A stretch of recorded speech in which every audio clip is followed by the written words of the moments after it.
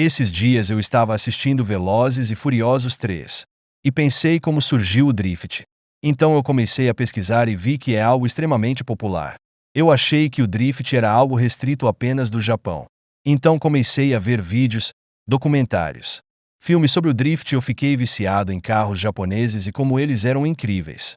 Porém surgia várias dúvidas em mim, como por exemplo, por que as pessoas gostam tanto de tunar carros para corridas de procedência duvidosa?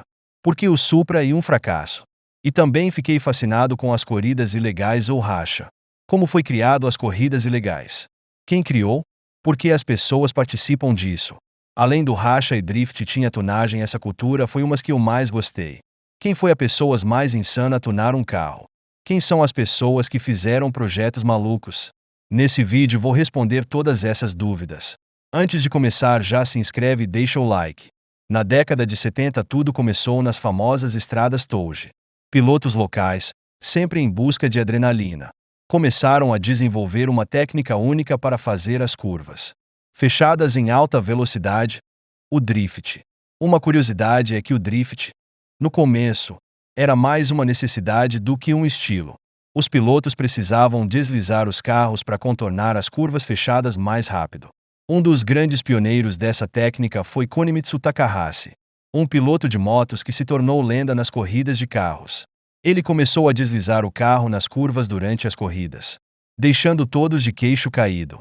Logo os pilotos começaram a copiar o estilo de deslizar, indo para a década de 80, ano em que o drift ficaria ainda mais popular.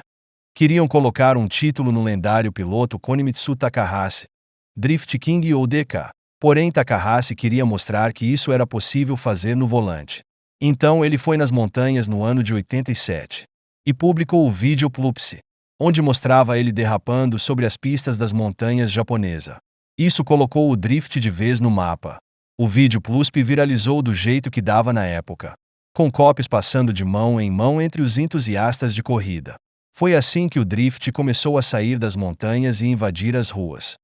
Em 2001 o drift se popularizou em níveis maiores com o nascimento do campeonato D1 Grand Prix, que ajudou a colocar o drift no Japão como algo altamente popular. Indo para a cultura de tunagem. Tudo isso começou. Temos dois países que foram pioneiros em tunagem: o Japão e os Estados Unidos. Nos Estados Unidos, essa cultura começou a se formar no período pós-Segunda Guerra Mundial, especialmente na Califórnia, onde jovens começaram a modificar carros antigos, principalmente modelos da Ford, Chevrolet e Dodge, para fazer parte das corridas de arrancadas. Essas corridas, realizadas em pistas retas e curtas, exigiam veículos com motores potentes e leves, o que incentivou o desenvolvimento de modificações para aumentar a velocidade e a aceleração dos carros. Já no Japão, a cultura de tunagem ganhou destaque nos anos 70 e 80, com a popularização do Bosozoku. Gangues de motoqueiros que também começaram a modificar carros de forma extravagante e barulhenta.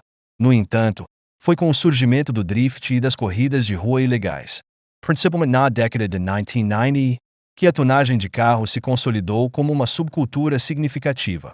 Marcas japonesas como Nissan, Toyota e Mazda começaram a ser modificadas para melhorar o desempenho em curvas e aumentar a potência do motor, ganhando reconhecimento mundial. Qual foi o projeto mais maluco? Um dos projetos mais malucos e extravagantes na história da tunagem de carros é o Red Bull RB7 Camaro, que combinou o chassi de um Chevrolet Camaro de 1970 com o motor V8 de um carro de Fórmula 1, especificamente o motor usado no Red Bull RB7, o carro que venceu o campeonato de Fórmula 1 em 2011 com Sebastian Vettel. Esse projeto foi idealizado pelo especialista em modificações automotivas Mad Mike Whitted, em parceria com a Red Bull Racing e o fabricante de motores Cosworth. A ideia era criar um carro que misturasse o visual clássico e robusto de um muscle car americano com a extrema performance e tecnologia de ponta de um carro de Fórmula 1. Para tornar isso possível, foram necessários inúmeros ajustes técnicos e estruturais. O motor V8 da F1, que atinge rotações superiores a 18.000 RPM, foi montado no Camaro, mas isso exigiu uma série de modificações para acomodar o sistema de transmissão, suspensão e aerodinâmica. de um carro de F1 em um veículo projetado, originalmente para andar nas ruas. O resultado foi um veículo único, com uma potência e desempenho absurdos, além de um som ensurdecedor.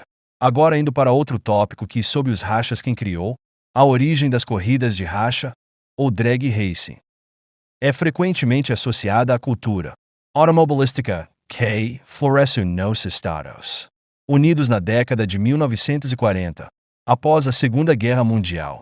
Não há um único criador ou inventor do racha, pois ele surgiu de forma espontânea, entre jovens que buscavam testar a velocidade e o desempenho de seus carros em um ambiente não regulado, geralmente em ruas desertas, estradas ou pistas improvisadas. Essas corridas ilegais ganharam popularidade na Califórnia, onde os jovens começaram a modificar seus carros para torná-los mais rápidos. As corridas de arrancada, comumente disputadas em linhas retas e em distâncias curtas, geralmente um quarto de milha ou 402 metros, foram uma maneira de medir quem tinha o carro mais rápido. Esse movimento foi impulsionado por veteranos de guerra, que voltaram com conhecimentos mecânicos adquiridos durante o conflito e aplicaram esses conhecimentos em seus carros.